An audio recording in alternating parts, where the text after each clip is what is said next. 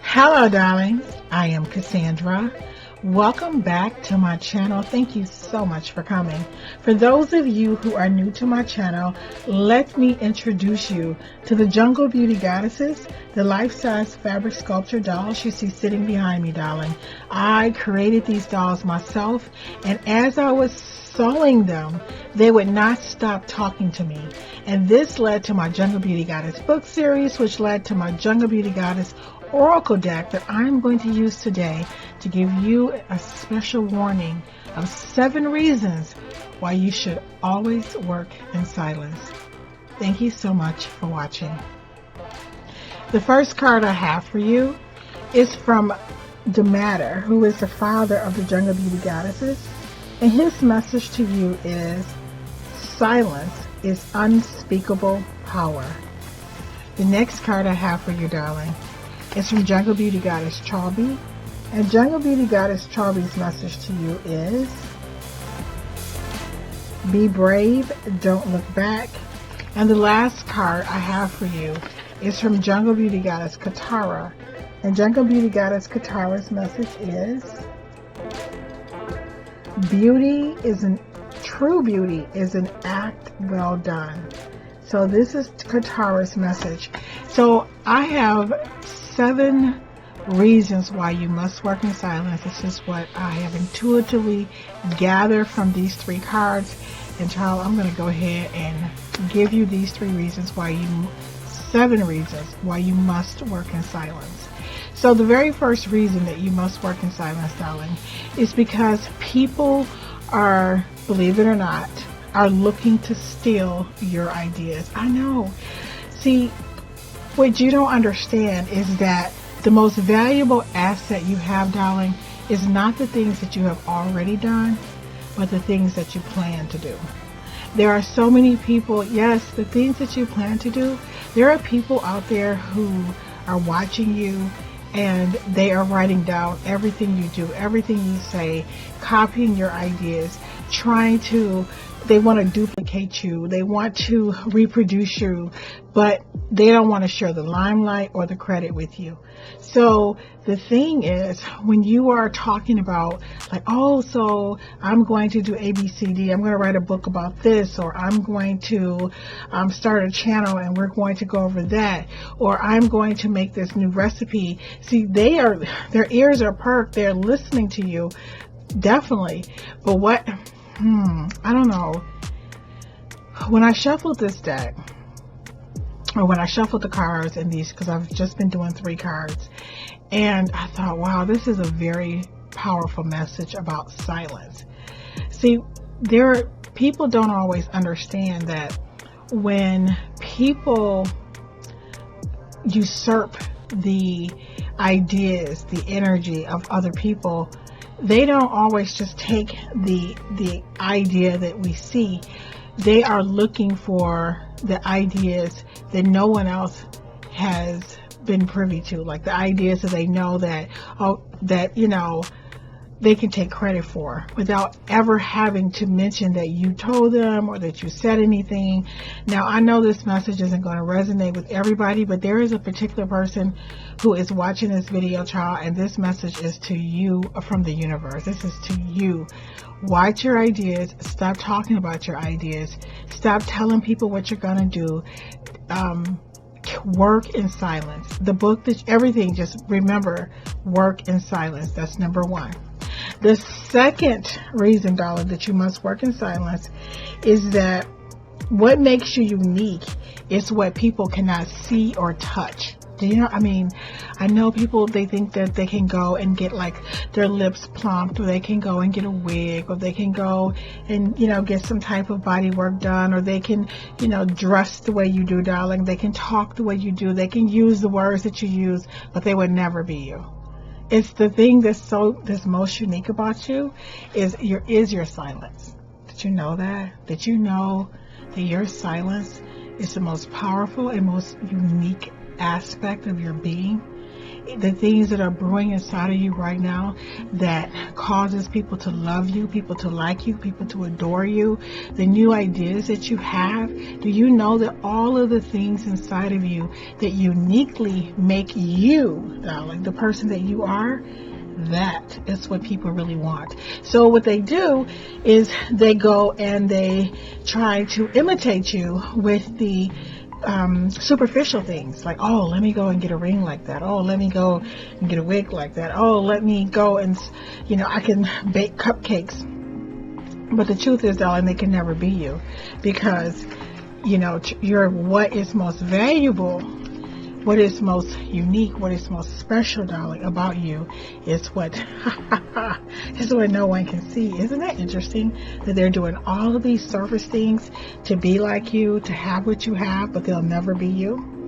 So just remember that your most precious assets are the invisible components. Do you understand me? Those are the things that make you special and make you wonderful. So keep that in mind. So the third reason, darling, that you must work in silence is that when you start telling people your ideas, they will make you second guess yourself. You know what I mean? So they can go and take the idea for themselves. Oh my God, if I had a penny for every time someone has done that, said, oh my God, why are you wearing colored wigs just to see them in a colored wig the next day? Why are you, making videos just to see them make videos the next day? Why are you doing this like that just to see them do it the next day? See, but people, like I said in a previous video, life is about not trusting other people. It's about learning to trust yourself. And a lot of times when people are looking for looking to find their purpose and their passion, they'll, say, hey, let me stop over here. Let me copy this person. Let me do Dolly Parton or Aretha Franklin, even though those people have already been done. So, say no before you say yes. Like sometimes when people will try to befriend you because they just really want to, again, they want to know what you're thinking. They want to know what your next project is, what you're working on. They want to get inside of you just so you can say, well, I was thinking about, doing A, B, C, D. And then they can say, oh, I wouldn't do that if I were you. And then, again, like I said, before you know it, you will see them with some version of the idea. And the thing that's interesting about the whole thing is that when people are looking to usurp your style, your energy, they're not looking to share of the limelight with you. They are looking to to shade you, to cover you up. Like, let me go, and I don't want other people to know where I got this idea from. So they'll stay close to you, and but they want to invite you places. Do you know people like that? That when they go to like somewhere important, they tell you about it after it's already over. Whenever there's an important meeting, whenever something important is happening, they don't tell you about it, right? They just do it. And you find out about it later because they don't want you to excel. So they want to keep you as like their little private little golden goose who's laying the eggs while they're using your ideas to move ahead.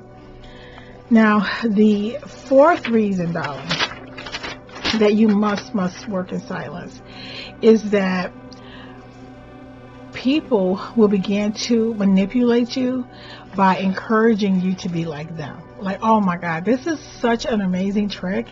Like, how you start out and remember I was telling you, like, what's special about you is what's untapped and what's unseen and what's invisible, right?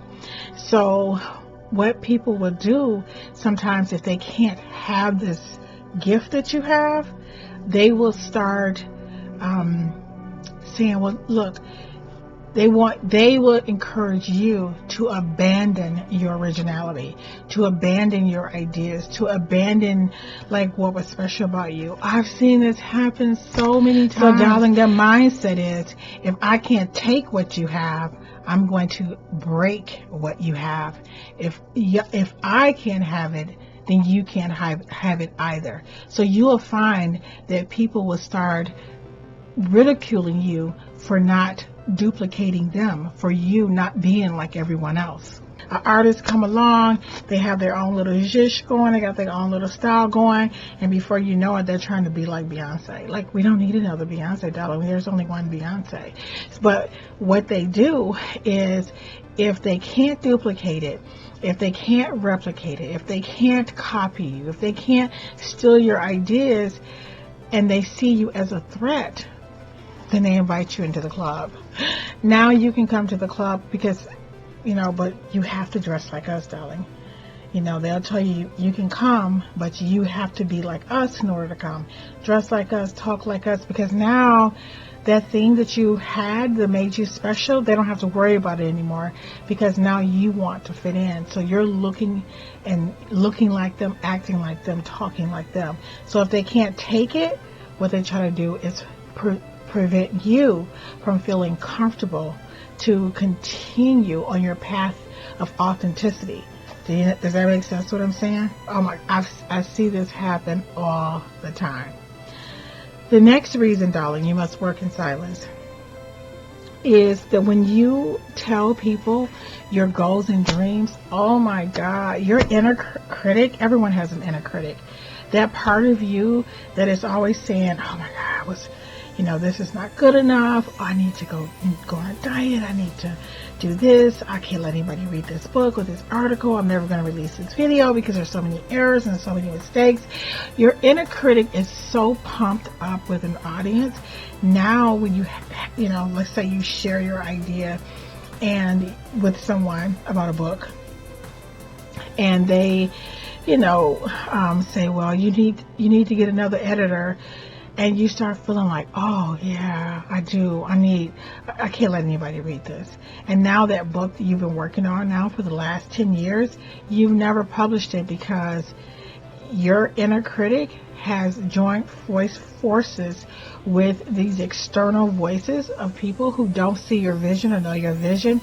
And your inner critic has support. You don't want your inner critic to have support. So this is another reason why you really want to work in silence, because working with your inner critic is enough. Your child, just shutting your inner critic up can be just a job in and of itself. Telling this entity, like, look, darling, I am going to, people who have seen, mistakes before, they'll get over it, they'll live. Like, shushing your own inner critic is enough. You don't need your inner critic to have an audience. The fifth reason, or maybe this is the sixth reason, darling, that you want to work in silence, it is very important to work in silence, is because it is so much easier to correct your mistake. Like, if you make a U-turn, right? Well, I'm sorry, and there's like no traffic around and nobody's there, it is so much easier to make a U-turn, is what I'm saying. But when you are telling everybody your ideas and you're, putting your little heart out there, and then you wake up and realize, okay, I don't want to take this route. I have a better idea. I'm going to tweak this idea. But now everybody is all pumped up because you're saying, look, you promised them the elephants could fly. You promised that you would do this, but you really want to go back a couple steps. You want to change things. You want to modify it. But now the road is crowded, right? It's crowded with the parade and the people who are in your way and the people telling you in your heart, you need to do a U, or you need to get off at another stop, or you need to retweak it and maybe even shelve the idea altogether for now. So it's much easier to correct your mistakes, darling, when you are working in silence. And the seventh reason why you should work in silence, which is a very important one, and I think a lot of people have taken on this concept, is that in the beginning, your ideas are very vulnerable and very, very weak. This is why when a woman is pregnant in the first 3 months, the first trimester, she typically doesn't tell anyone about the pregnancy, because everything is, the fetus is so young and you don't know what's going to happen, and you just want all positive energy around it. You don't want anyone to be able to say anything. You understand what I'm saying? So when an idea is new, it needs your nurturing. It needs your support. It needs you to baby it. It needs every piece of your soul. And it doesn't need any doubt or criticism. It doesn't need, stress or strain. It needs so much love. Like, I remember I was reading about Stephen King, and he said that when he first, I think it was Stephen King who wrote Carrie, and he said he wrote it and he put it in the garbage can, and his wife took it out the garbage can and said, no, you have to publish this, you have to. And he said, no, this is garbage, I don't believe in it. But anyway, the only person he let read it was his wife, and this is, after he had put it in the garbage, and she convinced him to, go ahead and move forward with it. But I guess what I'm saying is, he worked in silence to create it. And I think that, he didn't believe it after he wrote it, but I think that the movie had its own voice, its own agenda, its own purpose. It wanted to come into existence. And even after he wrote it in silence, he had the right support team to say, which was just his wife. And I think even when I was listening to his book about writing, he said the only person he ever let read his writings are his wife. So I guess what I'm saying is this. Typically, you work in silence unless you're one. Unless you have, unless you know that this person is 100% in your corner. They're not trying to suppress you, oppress you, duplicate you, copy you. They are not looking at you as an enemy or competition. And this person is there to support you 100%. So I really hope that this reading helps someone today. I hope you, child, if you listen to this, if that idea that you were going to tell somebody, nope, keep it to yourself. Just keep it to yourself and let it grow.